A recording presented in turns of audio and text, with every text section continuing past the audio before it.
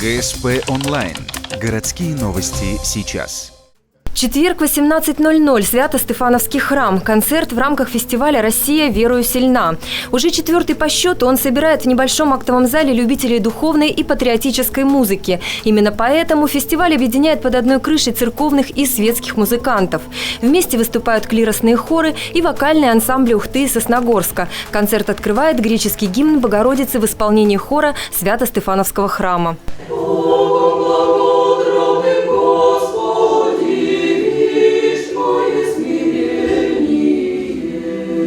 Нынешний фестиваль получился очень масштабным.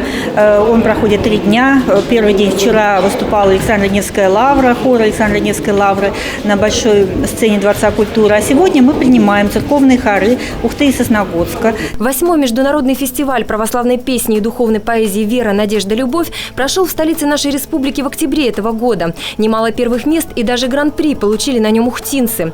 Председателем жюри выступил владыка Петерим. Сегодня он присутствует на концерте в качестве почетного гостя.